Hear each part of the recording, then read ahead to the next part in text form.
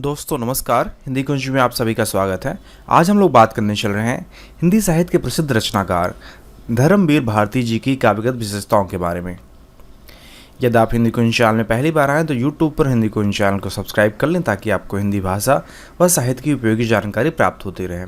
आइए शुरुआत करते हैं धर्मवीर भारती जी की काव्यगत विशेषताओं के बारे में। जैसा कि हम सभी जानते हैं कि नवीन पीढ़ी के साहित्यकारों में धर्मवीर भारती जी का अपना विशिष्ट स्थान है। उन्होंने साहित्यिक विधाओं के क्षेत्र में नवीन प्रयोग किए।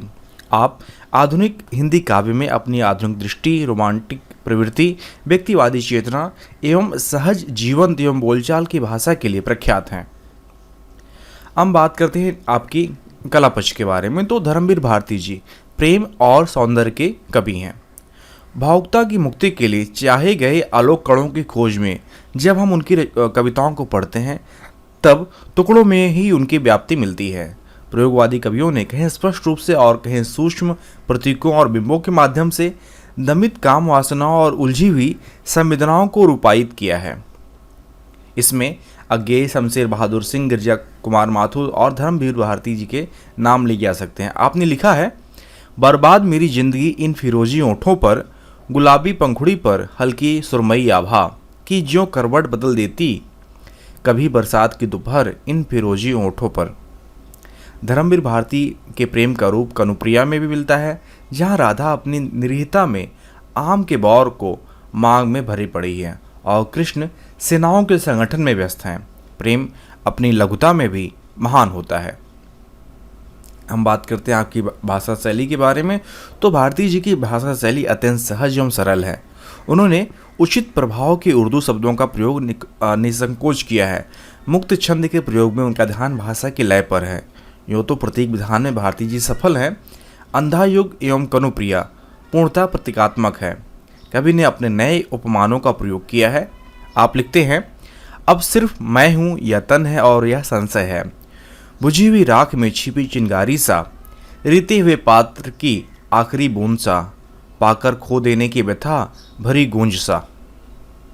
तो भावों की अभिव्यक्ति के लिए उचित उपमानों का प्रयोग करने में भारती जी सिद्धहस्त हैं। जैसे अश्वत्थामा के अस्तित्व की कुंठित घृणा, विकृतता कवि ने एकदम नवीन उपमानों द्वारा व्यक्त किया है। जैसे, मैं यह तुम्हारा अश्वत्थामा, कायर अश्वत्थामा, शेष हूँ अभी तक, जैसे रोगी मुर्दे के मुख में शेष रहता है, गंदा कफ, बासी थूक, शेष हूँ अभी तक मैं। हम बात करते हैं आपके भाव पक्ष के बारे में। तो अंधा युग नाटक का कथानक ऐतिहासिक और पौराणिक होते हुए भी अत्यधिक संवेदना से मुक्त है। संतृप्त मानव की विविध भावभूमियों की अभिव्यक्ति अंधा युग में हुई है। पांडव और कौरव दोनों पक्षों के माध्यम से आधुनिकता की चुनौती को स्वीकार किया गया है। युधिष्ठिर का अर्ध सत्य पशुत्व का प्रेरक है। अंधा युग में नारी गौरव को प्रतिस्थापित किया गया है। गांधारी के माध्यम से पत्नित्व और मातृत्व की आदर्श भावना व्यक्त हुई है। आपकी रचना अंधा युग में जीवन के शाश्वत मूल्यों और उनकी समस्याओं को पौराणिक संदर्भ में आधुनिक जमा पहनाकर प्रस्तुत किया गया है। इसमें मानवीय चेतना का बोध, नवनिर्माण के प्रति अटूट आस्था और शाश्वत मूल्यों की अभिव्यक्ति दी गई है। इसमें कृष्ण मानव भविष्य के प्रति आस्था जागृत करते हैं। हम बात करते हैं आपकी प्रमुख रचनाओं के बारे में। तो धर्मवीर भारती जी लेखक और कवि दोनों रूप में प्रसिद्ध हैं। आपकी रचनाएं, प्रमुख रचनाएं कुछ इस प्रकार हैं। काव्य में ठंडा लोहा, अंधा युग, 7 गीत वर्ष, कनुप्रिया आपकी प्रसिद्ध काव्य रचनाएं हैं। उपन्यास में गुनाहों का देवता, सूरज का 7वां घोड़ा, कहानी में मुर्दों का गांव, चांद और टूटे हुए लोग, बंद गली का आखिरी मकान। नाटक में नदी प्यासी थी। निबंध संग्रह में ठेले पर हिमालय, कही अनकही और पश्चंती। आलोचना में प्रगतिवाद एक समीक्षा, मानव मूल्य और साहित्य, सिद्धहस्त साहित्य। अनुवाद में आपने लिखा है ऑस्कर वाइल्ड की कहानियाँ और देशांतर, और युद्ध यात्रा में भी आपने रिपोर्टाज लिखे हैं।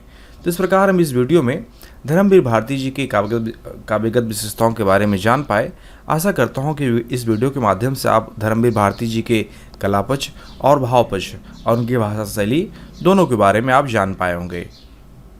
यदि आपको यह लेख लिखित रूप में चाहिए तो नीचे डिस्क्रिप्शन बॉक्स में लिंक दिया गया है, जहां पर जाकर आप धर्मवीर भारती जी की काव्यगत विशेषताओं को प्राप्त कर सकते हैं। आशा करता हूँ कि ये वीडियो आपके लिए उपयोगी सिद्ध होगा। धन्यवाद।